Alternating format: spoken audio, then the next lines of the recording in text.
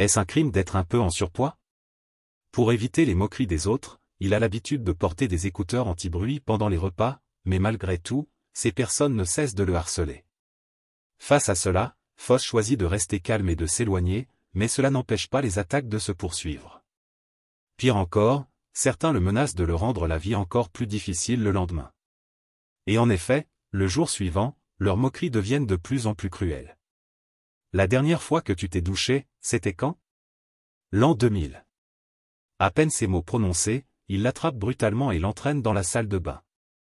Sans hésitation, ils ouvrent le robinet de la douche, et l'eau glacée frappe Foss comme une lame.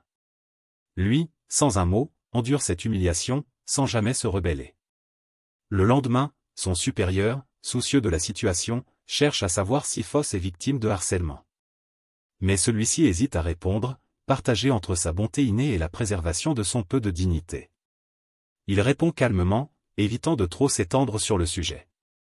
Chaque fois que Foss ressent cette solitude pesante, il se rend dans un restaurant qu'il fréquente régulièrement. Le propriétaire, dès qu'il le voit, retire discrètement les couverts de la table d'en face et lui prépare son plat de nouilles préféré. À plus de 40 ans, Foss a un peu perdu de cheveux et pèse plus de 100 kg, mais il travaille dur en tant que manutentionnaire à l'aéroport. Peut-être à cause de sa nature introvertie, il reste célibataire. Dans la vie de Foss, la solitude prend une forme tangible. Quand il cherche à échapper à ce sentiment lourd, il se rend en voiture au bord d'une rivière tranquille, allume la radio et contacte l'animateur pour demander sa chanson préférée, du métal énergique. C'est dans ces moments-là qu'il se sent le plus apaisé. Un jour, Foss décide d'acheter la voiture télécommandée qu'il avait toujours rêvé. En rentrant chez lui, il croise une petite fille, curieuse, qui lui demande pour qui il a acheté ce jouet. Pris au dépourvu, il reste sans réponse, mais heureusement, le père de la fille arrive juste à temps pour détendre l'atmosphère et éviter l'embarras.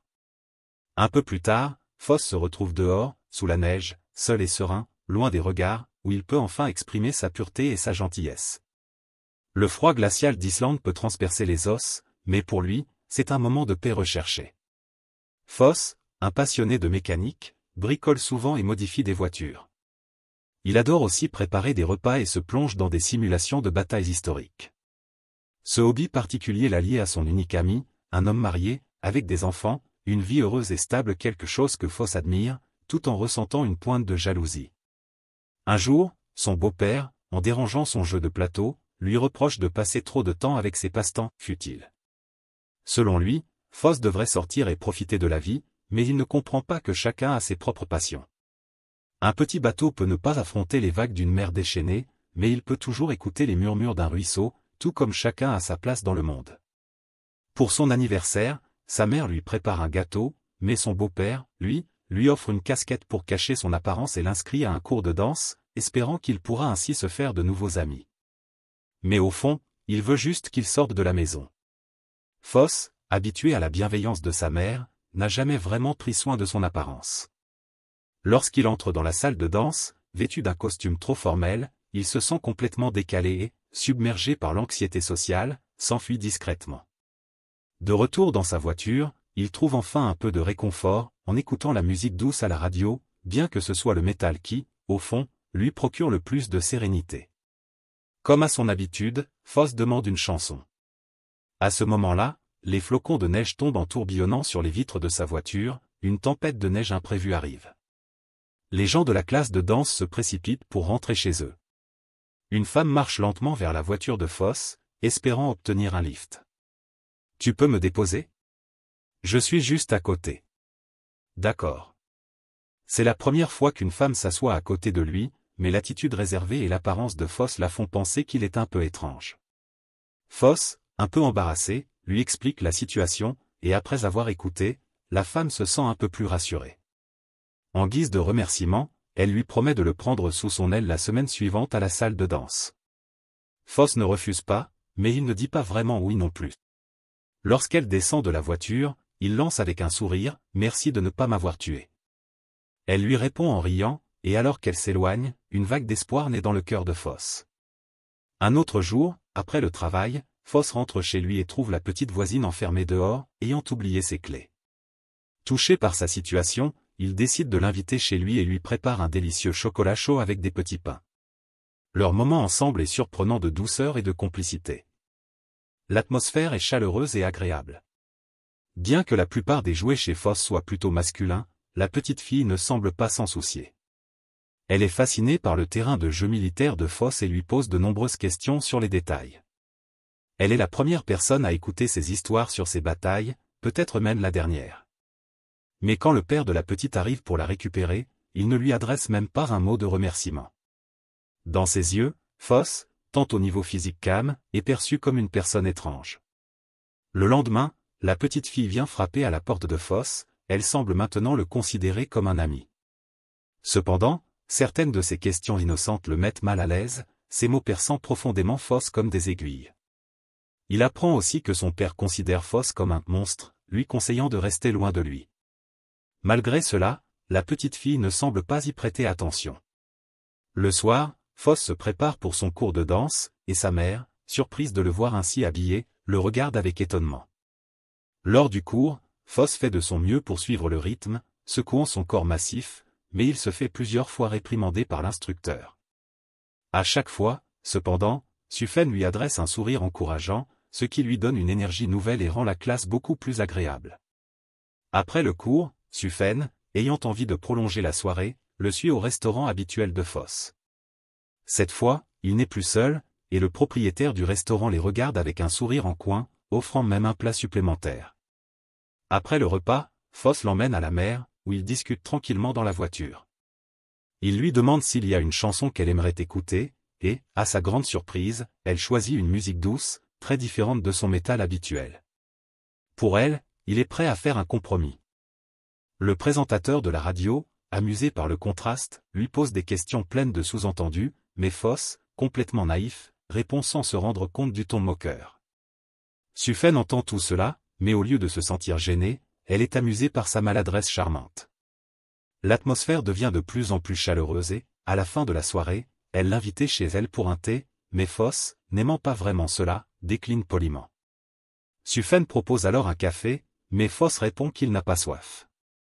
Elle semble déçue, mais ils se séparent en souriant, chacun repartant un peu dans ses pensées. Alors qu'il démarre sa voiture pour partir, il hésite, fait une marche arrière et sonne chez elle. Ils passent encore un moment ensemble, bien que l'ambiance soit légèrement gênée. Lorsque Sufen découvre que Foss travaille à l'aéroport, elle exprime sa jalousie, envieuse des billets d'avion qu'il pourrait obtenir. Mais Foss, bien qu'il travaille à l'aéroport depuis des années, n'a jamais pris l'avion, et cela plonge la conversation dans une légère gêne. Pour ce défilé, Foss boit du lait, tandis que Sufen, simple fleuriste, parle de son rêve de voyager, surtout en Égypte. Ils discutent jusque tard dans la nuit, mais rien ne se passe. Foss se montre un gentleman et quitte la maison de Sufen, mais elle, déjà, se sent comblée par cette rencontre. Foss a ouvert une fenêtre sur un monde plus vaste grâce à elle, et elle, par sa simple présence, a fait briller une lueur d'espoir dans son cœur solitaire. Le lendemain, un ancien collègue de Foss, qu'il avait jadis harcelé, vient vers lui. Il lui explique que son moteur fait des bruits étranges et lui demande de l'aide.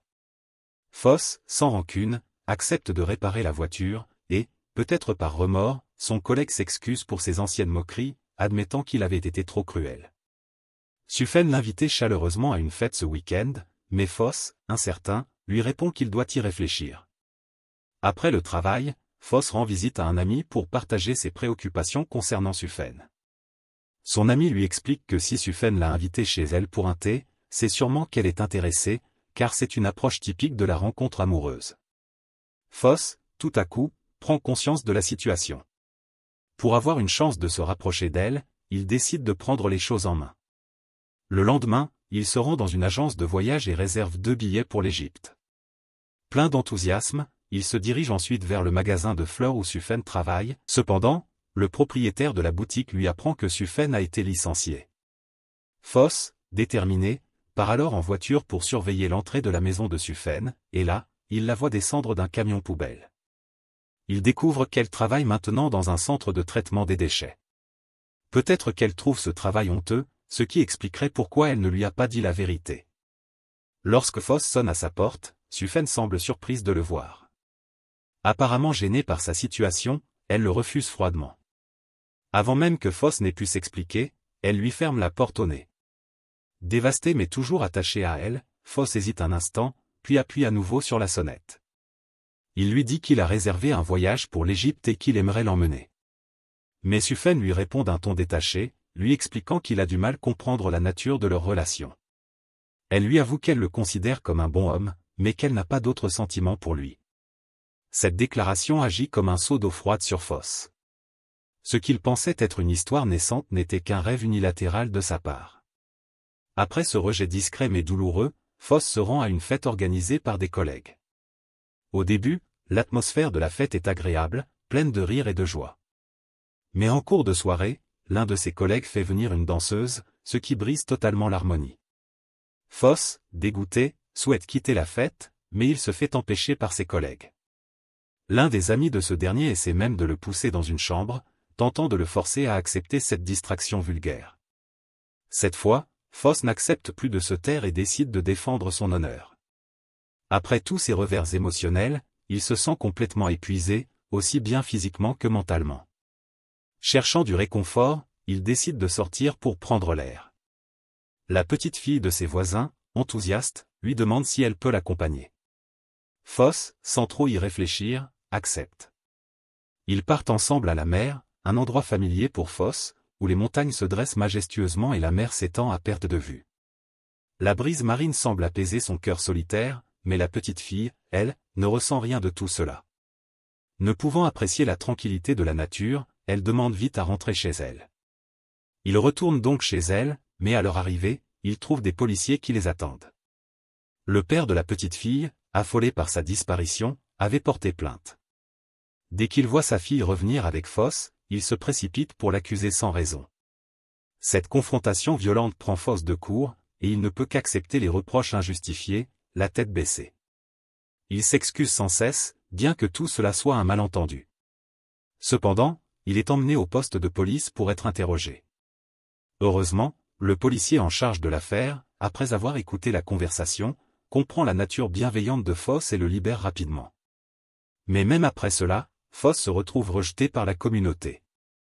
Les parents, bien que la police ait confirmé son innocence, préfèrent empêcher leurs enfants de le côtoyer, le traitant avec méfiance et froideur. Un jour, la petite fille du bas de l'immeuble, accompagnée d'un ami, vient voir Foss. Le garçon, curieux, veut emprunter la voiture télécommandée de Foss, tandis que la petite fille reste en retrait. Mais lorsque la mère du garçon voit son fils avec Foss, elle lui ordonne immédiatement de s'éloigner. Ce regard de dédain fait beaucoup de mal à Foss. La discrimination est un comportement terrifiant, qui frappe profondément chaque personne bienveillante dans son cœur. Les journées de Foss restent difficiles, il aspire à être compris et accepté. Une nuit, il retourne au studio de danse, espérant voir Sufen, mais il échoue une nouvelle fois. Chaque jour, il pense à elle, mais plusieurs jours passent sans qu'il ne puisse la trouver. Une inquiétude sourde envahit son cœur. Dans un élan de désespoir, il brise la petite fenêtre de la porte de Sufen et entre chez elle. Comme il s'y attendait, la cuisine est en désordre, avec des piles d'assiettes, et la télévision semble être allumée depuis longtemps. Cependant, malgré ses recherches, il ne trouve pas Sufen. Après cet épisode, la surface de la vie semble changer, mais en réalité, tout restait aussi calme et inerte que l'eau d'un étang. Après les hauts et les bas de l'amour, la vie de Foss reprit son cours paisible, comme si tout était revenu au point de départ. Quand la tempête de neige se déchaîna à nouveau et que les réverbères vacillèrent sous les rafales, l'humeur de Foss était au plus bas. Pourtant, en regardant le paysage familier, il ressentit une sérénité inédite. Son regard se tourna vers les voyageurs affairés sur le pont. Un désir fort monta en lui, il voulait changer. Il décida de partir seul pour l'Égypte, afin de réaliser ce voyage qu'il avait prévu avec Sufen.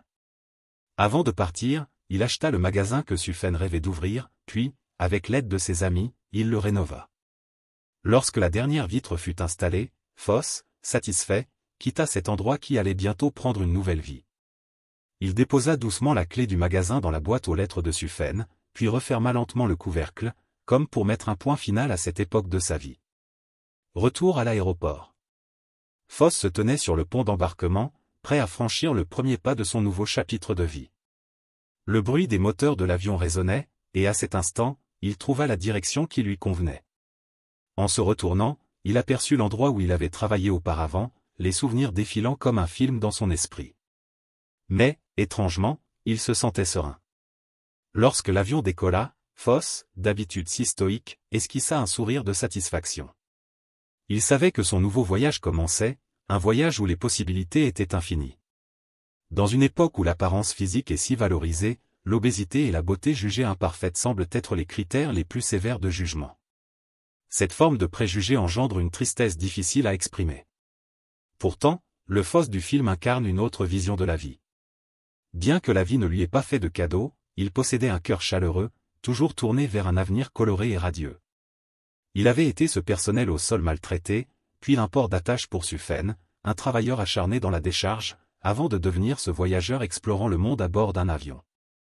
Peut-être que beaucoup d'histoires n'ont pas de fin claire, comme celle de Foss et Suffen, qui n'ont pas d'avenir ensemble.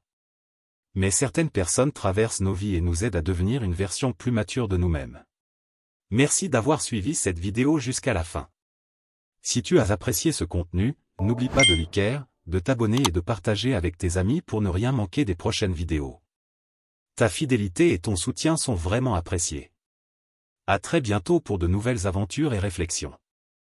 Reste inspiré, reste toi-même, et n'oublie pas que chaque jour est une nouvelle chance de grandir.